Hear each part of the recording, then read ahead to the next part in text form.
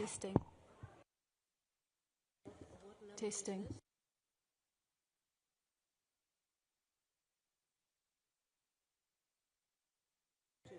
Testing.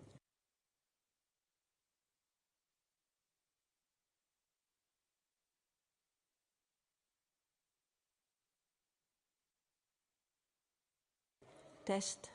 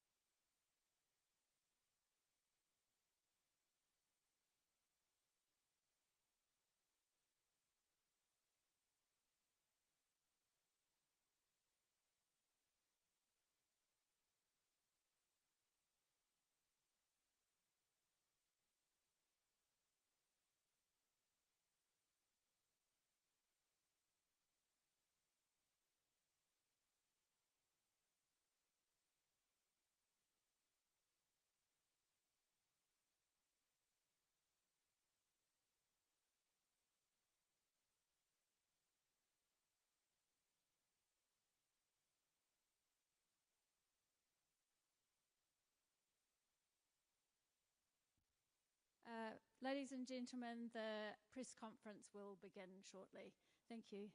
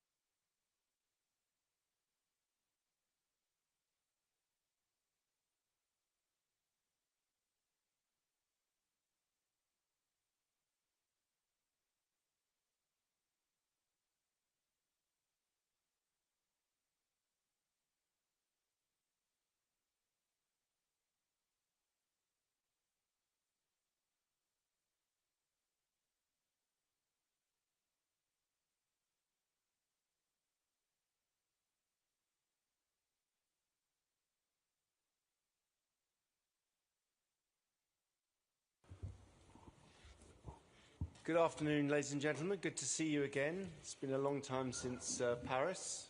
Always nice to see some familiar faces.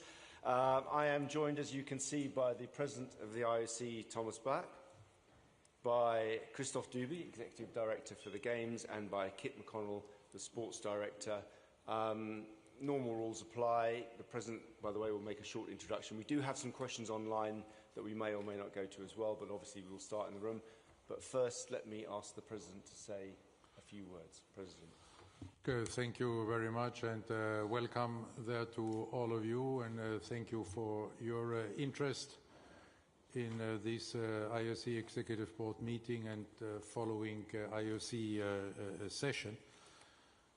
I think we all feel very happy and inspired to be in Greece for this occasion, Greece being the cradle of the Olympic Games, and even more so that we have the opportunity there tomorrow to open this session on the ancient site of the Olympic Games, being inspired and celebrating almost 3,000 years of our history.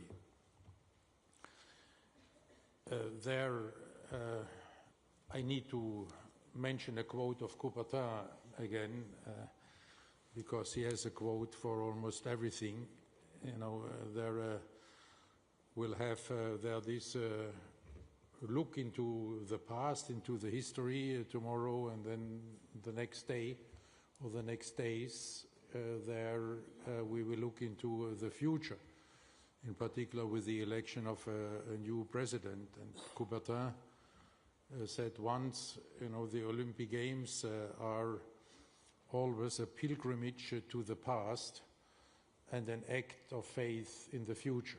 And this is what we are about to do. We will do tomorrow the pilgrimage to our past, and then the following days there we will perform the acts of faith in the brilliant future of the Olympic movement. Today's executive board was pretty, I can say, uneventful. Only one real decision, and this was about putting boxing on the program of the Olympic Games in LA 2028. After the provisional recognition of World Boxing in February, then we were in the position to take this decision, so that this recommendation, of course, has to go to the session. But I'm very confident that the session will approve it, so that all the boxers of the world then have certainty that they can participate in the Olympic Games in LA 2028 if their national federation is recognized by World Boxing.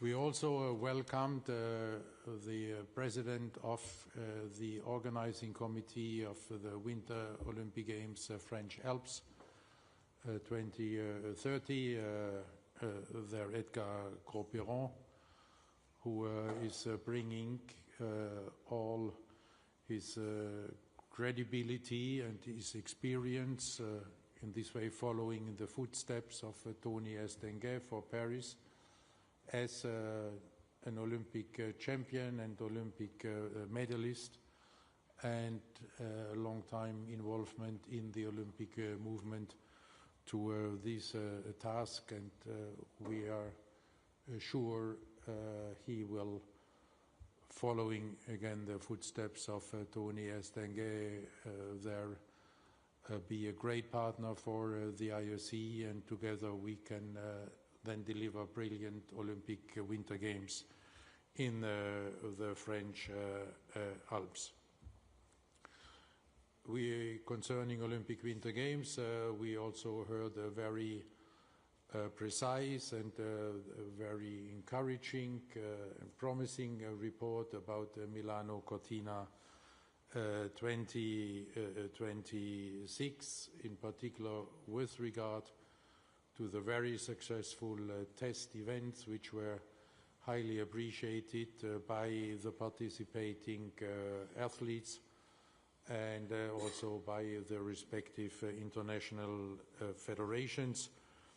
And we also appreciated very much the fact that already now, 1 year before these Olympic Games, 600,000 of the overall 1.5 million tickets are already sold, and we even appreciated more the research they shared with us, which is showing how enthusiastic Italy and the Italians are about these games, where 84% believe that the Olympic values can promote social inclusion and help make sport a driver of change. And then in particular it confirms what we have seen from the numbers in or with regard to Paris 2024, that we have indeed reconnected with the youth, with Gen Z, who is in this study concerning Milano Cortina, showing the same level of appreciation for the games as the average of the overall population, while in Paris the appreciation of Gen Z was even higher than for the average of the population. Also encouraging, the number of volunteers. They had for 18,000 positions, 100,000 applicants, all this supporting these effects of the ever-growing excitement and enthusiasm in Italy for these Olympic Winter Games. I think that's it so far, Mike. Thank you very much, President. Okay, we are open for business. We're ready for questions if you have them. I can see Carlos coming first. Yeah, Carlos, question away. Thank you. Carlos Gorman from Reuters. Mr. President, just on the boxing side of things, does that mean that whoever is now a member of World Boxing can recommend athletes for inclusion, or is there a date by which federations will need to join World Boxing in order for their athletes to be included in the Olympics? Thank you. Well, thank you. I guess, but speaking under the supervision of Kit McConnell, that this will depend on the qualification timing. Kit? Yes, thank you, Carlos. Thank you, President. Exactly as the President said, Carlos, it depends on the timing of the qualification events. Normally, those are somewhere between 2 years before the Games through to closer to the Games. So it's not frozen now, and obviously the provisional recognition and the session consideration of the inclusion in LA we see would be an acceleration of the number of national federations joining, building that already impressive number. But they just need to be members at the time of the qualification events at that specific point in time, as the President said. Thank you. Okay, let's come right down the front here, please. Down the front here. Thank you. Yeah, that's it. Thank you very much. And then we'll come to you, sir, afterwards, straight away. Thank you. Wakakoyuki from Yomiuri Shimbun, President. Pilgrimage to the past and building the future. What is, of course, the Olympic movement today faces drastic changes, geopolitical uncertainty into the future. Why do you think it is significant to bring all the IOC members to the ancient Olympia or Pierre de Coubertin's monument, perhaps? What is the legacy that you wanted to tell to the Olympic movement to go back to the past and then face the future now? Well, first of all, I think my successor is facing less uncertainty than I had to face when I started my mandate. Secondly, it's always good to remember where you're coming from and to remember the roots, and there to get inspired by the fact that already the ancient games were based on values, as demonstrated by the Ekecharia, the Olympic truce, already at the time. But also to be conscious of how fragile the games are. You know, they were enduring 1,200 years in history, and then when the politics and commercialization took over, when the politics and commercialization became priorities, they perished into oblivion for almost 2,000 years. And I think this is something we always have to have in mind. And what is how fragile the Olympic Games, by all the financial stability, relevance we have gained in the world is, and always to put values first, because this is not only the mission, this is also the conditio sine qua non for an enduring Olympic movement and Olympic Games. Yeah, we're going to go straight back there, and then we're going to come to Graham Dunbar. Christoph Becker from Frankfurter Allgemeine Zeitung. Mr. Bach, I have a question, well, actually concerning the financial stability, because we couldn't help but notice there were quite a few contracts signed in recent weeks. Could you elaborate a little bit, A, on the financial stability that is provided through those contracts, B, to the timing of signing these contracts? Do you find it helpful to get this done before the new president is elected? And C, do you see any influence on the session and in particular on the election process by those contracts? Thank you. Thank you for this question, which gives me the great opportunity to repeat all the figures you should be aware of.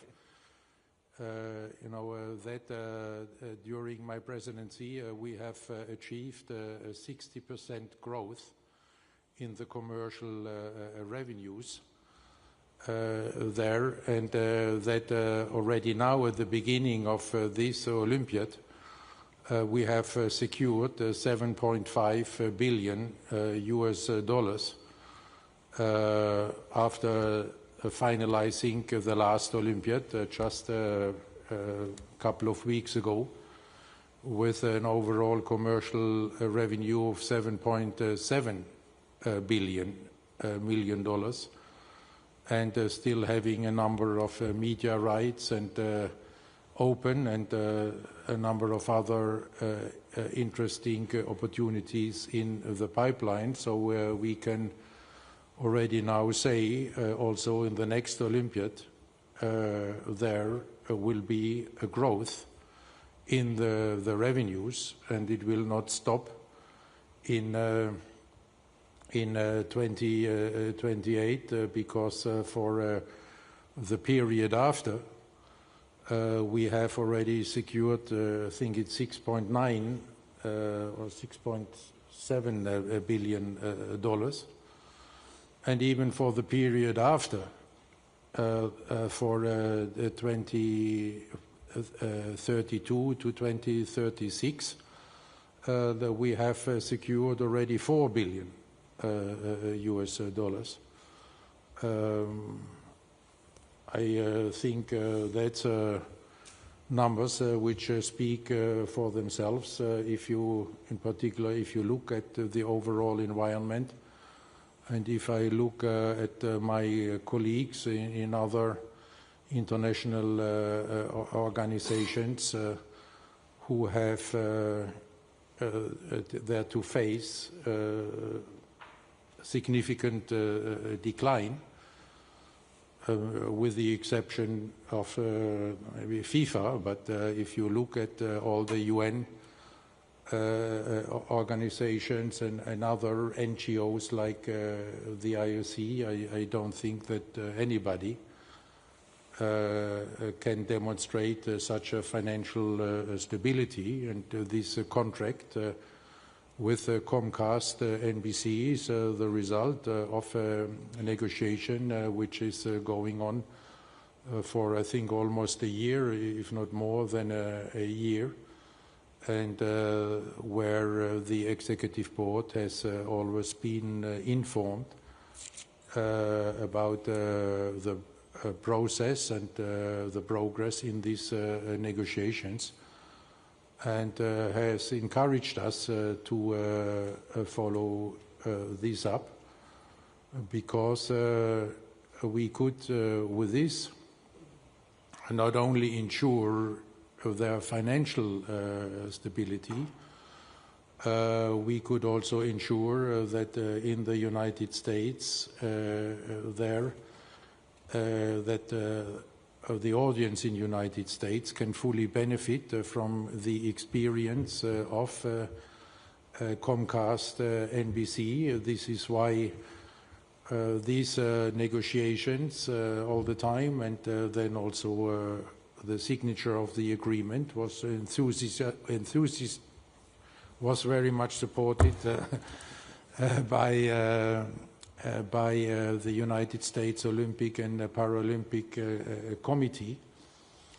And we could also make sure with this partnership what we made sure with the contract we had with Comcast at the beginning of my presidency, where we changed there from NBC to Comcast, and we changed at the time from EBU to Warner Brothers because we wanted to have, and we want to have, gatekeepers who can serve the audience on all platforms, whatever the development for the future is, whether the percentage of the audience on linear TV stays as it is, whether digital is gaining more and more ground, or whether this is happening in parallel, or whether it's about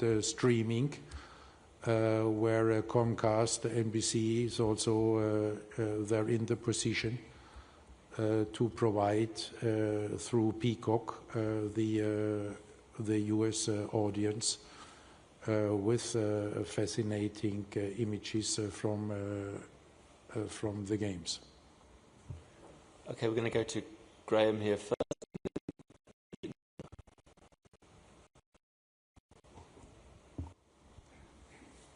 Thank you very much, Mark. I forgot the second part, whether it will influence. I don't think so. I would not know how. Because, you know, 3 of the candidates are in the IOC Executive Board. The USOPC fully supported it. It's also an extension of an existing contract with an additional advantage of which we can benefit already now. So there is, we have generated income from now on. I would not know how this could influence the election. Thanks, President. Okay, Graham Dunbar. Hello, Mr. President. About influencing the election, I mean, it's become part of the narrative of the campaign that maybe you have a favoured candidate. Can you just say today whether there has been any lobbying or campaigning or advising on your behalf towards any of the voters that would leave any of them of a mind to be comfortably satisfied that you were trying to steer their vote towards Kirsten Coventry? Well, what I felt obliged to say about the profile of my successor, I have said in Paris, explaining my decision beyond the reasons of good governance. I think it's the right time because it's new time which require new leaders, and I have nothing to add there to this. Okay, next 2, and then I'm going to come down to Xinhua. Hallo, Herr Bach, Markus Hamm hier vom ZDF, ich grüße Sie und alle da oben. Could I speak in German actually, or? We don't have translation, so okay, no sorry. No worries. Yeah. Mr. Bach, it's 12 years' time now. You speak about facts and figures, of course, and your period, but how do you actually feel going the last steps of your presidency, and how do you actually feel of, you know, ending your career and those 12 years? How is it for you personally? I feel very relaxed for 2 reasons. The first reason is it's the first period during all my presidency where I do not have an existential problem for the Olympic movement or the Olympic Games on my desk. What I had during all the 12 years ahead of every edition of every Games I have been presiding. And secondly, I feel very relaxed for the reasons I gave in Paris. I feel that I have given to the Olympic movement what I could give. In German, we would say, ich bin mit mir im Reinen. And this is, in fact, a very good feeling. So you see me relaxed. Thank you. Okay, we're going to take two here. Is it two? Just one. Okay, gentleman here. Thank you very much. Yeah, I have one question to Mr. President. Tomorrow the session will begin in the Asian Olympia. When we stand there, we look past, we know where we come from. And we look future, there are many challenges. So as a president with many successful innovations, how do you believe the IOC should balance the traditional Olympic venues with today's challenges? Thank you. The only advice that I can give to my successor is, first of all, keep putting the athletes at the heart of the Olympic movement. Secondly, keep the unity of the Olympic movement. Well, unity does not mean that everybody must have the same opinion, but unity means that all are committed to the same values. And in order to keep this unity, you must follow two principles. The one is solidarity. Every member, in particular every national Olympic Committee of the 206, must be treated in the same way, must have access to the benefits of the Olympic movement, and must have the chance to develop, to grow, and to try to close the gap in the Olympic movement between the privileged national Olympic committees coming from privileged countries and coming from less privileged countries. And that also means that each of these national Olympic committees must not only have a voice, but must have a vote.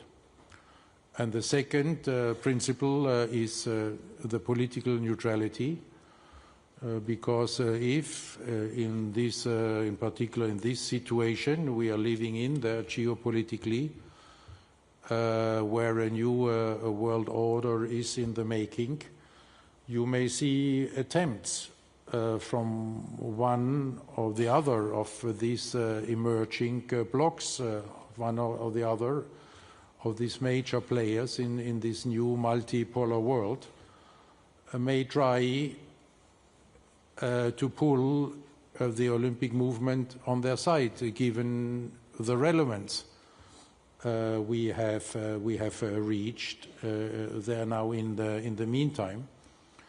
And if the Olympic movement would take the position in favor of one or the other of these new blocks or emerging powers, then the Olympic movement would be torn away.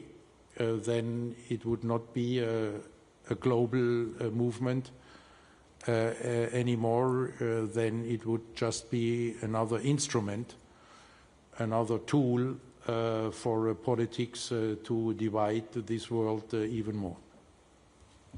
Thank you. We're going to go right to the back here. Yeah, gentleman there. Thank you. Hi, Mr. President. You mentioned earlier that you feel more relaxed now that your presidency is coming to an end. Looking back a little bit at your tenure at the IOC, what do you consider the most, the biggest achievement in shaping actually the IOC under your presidency? Of course, I feel you probably have a lot of emotions right now going through you. And what do you think, the key achievement of taking away of this presidency? And what do you think that you could have done something different, perhaps? No, there is, that's not up to me. What is the key achievement?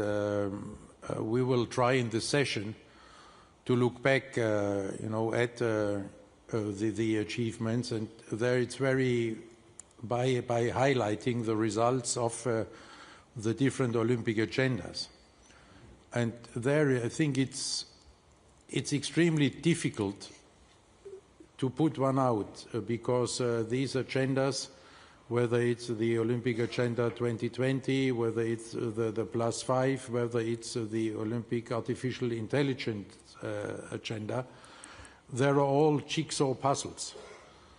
And so, you know, the whole picture has to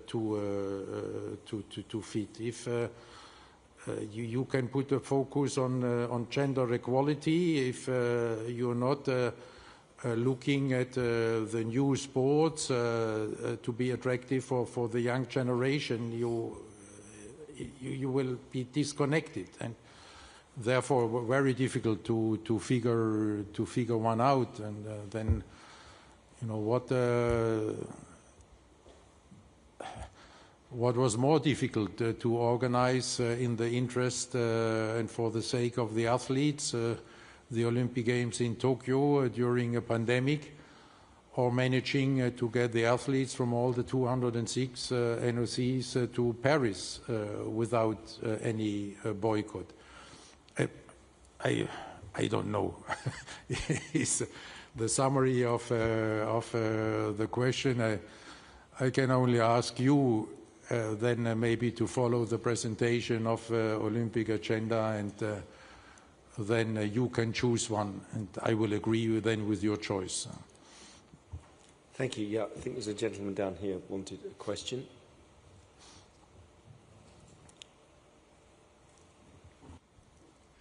Thank you, Mr. Wacht. Robert Kemper, German TV, ARD. I have one question to the situation with Russian sport. Could you tell us, are there at the moment any talks, for example, with Russian sports officials or Russian sport organizations of bringing the Russian Olympic Committee back to the Olympic movement? If yes, could you tell us a little bit about this, the impact of these talks? And if not, in your point of view, what for conditions needs to be fulfilled that these kind of conversations could start from your point of view? We have always maintained on the working level contacts, not on my level or the level of the executive board, but on the working level, the contacts have always been maintained. There is nothing to report on this. There can be no results on the working level. And secondly, the conditions are very clear. They have to follow the rules. Everybody in the Olympic movement who is following the rules of the Olympic Charter is welcome. And everybody who is not following the Olympic Charter is not welcome. So the ball is in the court of the Russian Olympic Committee. Okay, I think we've come to an end, unless there's a final. Yes, we'll have a final question down here. Mr. Bach, Markus Tepper, ARD Jam Radio. Looking beyond next Thursday, the transition time between the election and the handover to the new president is about 3 months. And I took a look into the charter, and there's nothing to read about the transition time. And when I remember when you were elected 12 years ago, you put in work high speed. 3 months later, we were in Monaco for an extraordinary session. So why do you have such a long transition time this year? Well, first of all, it's not a long transition time, and we have introduced it exactly for the reasons you are mentioning. I had a transition time of 2 hours and had to spend it in the session. Then I arrived in Lausanne, and there was no transition.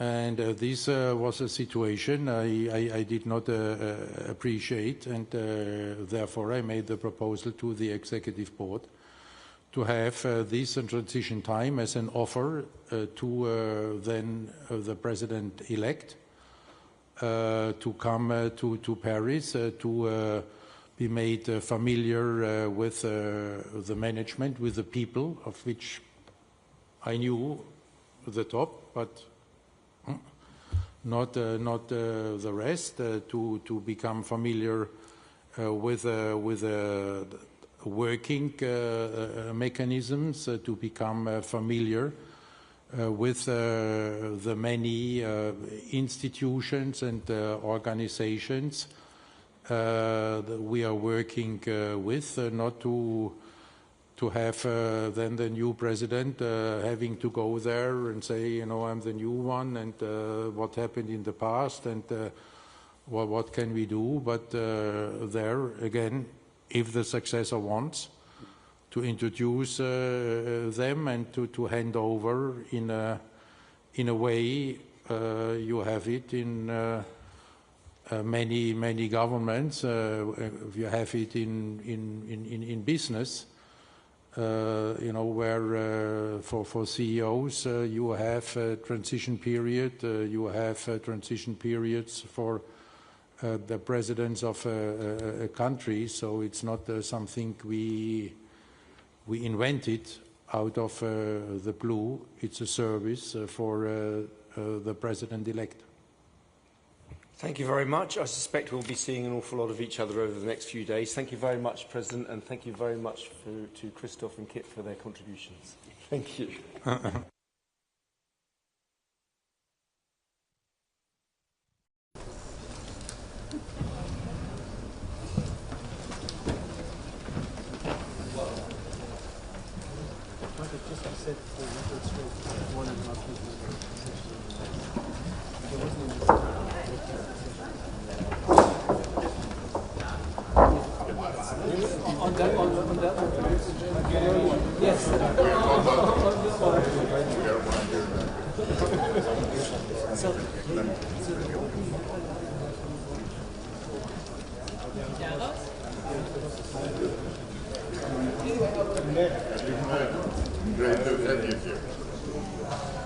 Why are they going around? It's absolutely disgusting.